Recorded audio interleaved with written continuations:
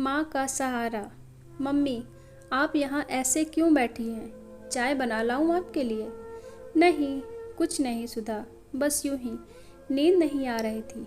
सुषमा जी बोली। मम्मी, तबीयत तो ठीक है ना आपकी? दिखाइए। मदन को हाथ लगाते हुए सुधा बोली।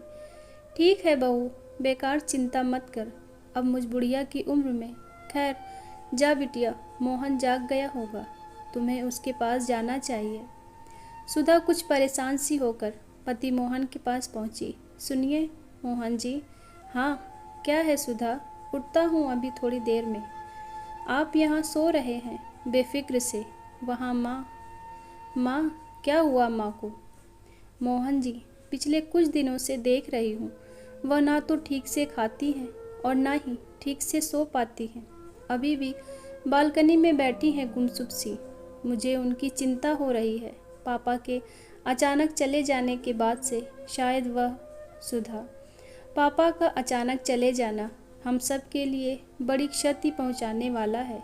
एक छाया जो अब तक हमें अपने अनुभवों से हर मुश्किल से बचाती थी, अब वो छाया।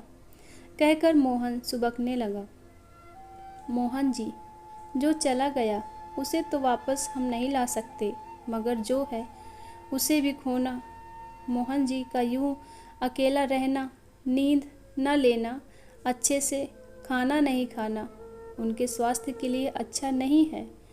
ठीक कहती हो सुधा, मैं आज बल्कि अभी उन्हें डॉक्टर के पास। मोहन जी, इसका इलाज डॉक्टर के पास नहीं बल्कि हमारे पास ही है। क्या मतलब हमारे पास?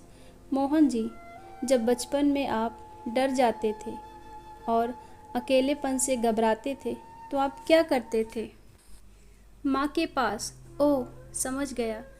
हाँ, अब से माँ के साथ आप उनके कमरे में रहेंगे। दिन में मैं और आराध्या उनके आसपास रहेंगे, उनसे बातचीत करेंगे। वैसे ही आप रात में उनसे बचपन की बातें, वो नादानियाँ, उनके डांटने वाली घटनाओं को स्मरण कराएंगे। सुधा, मैं आज रात से ही माँ के पास ही सोऊंगा। हाँ, यही अच्छा होगा। रात को माँ के कमरे में कौन कौन है? माँ, मैं हूँ मोहन। मोहन, तू यहाँ? बेटा, काफ़ी रात हो गई है, तू सोया नहीं? कुछ काम था? हाँ, आज मैं आपके पास सोऊंगा यहाँ। क्या? मगर बहू और आराध्या? बेटा, तुम्हें उनके पास होना चाहिए। नहीं माँ, कहा ना, मैं आपके पास सोऊंगा। क्या सुधा से झगड़ कर आया है? देख, वो बड़ी प्यारी बच्ची है, उससे झगड़ा मत कर। जा, अभी उसे मना ले। नहीं माँ, ऐसा कुछ नहीं है। सुधा सचमुच बहुत अच्छी है। माँ, याद है बचपन में जब मैं डर जाता था तो आपके पास आकर सोता था? हाँ, याद है, क्योंकि तू उस वक्त बच्चा था, कमज़ोर था, डरता था, घबराता था, इसलिए तू मेरे पास आकर लिपट कर सो जाता था। माँ, जैसे हम बच्चे बचपन में कमज़ोर, घबराकर, डर कर अपनी माँ के आंचल में बेखौफ होकर सो जाते थे, वैसे ही जब बड़े बुजुर्ग अकेले में घबराहट महसूस करने लगे तो क्या उन बच्चों को जवान हो चुके हैं उनके बुजुर्गों का सहारा नहीं बनना चाहिए?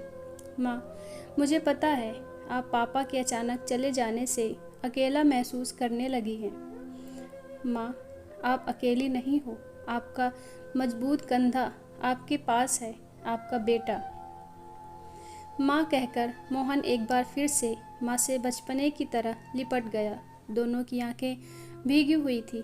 कुछ देर बेखौफ बेखबर माँ सचमुच बड़ी अच्छी नींद में सो रही थी। तो दोस्तों, कैसी लगी आपको यह वीडियो? कमेंट बॉक्स में ज़रूर बताइए और मेरे चैनल को लाइक, शेयर और सब्सक्राइब कीजिए। वीडियो देखने के लिए आपका बहुत बहुत धन्यवाद।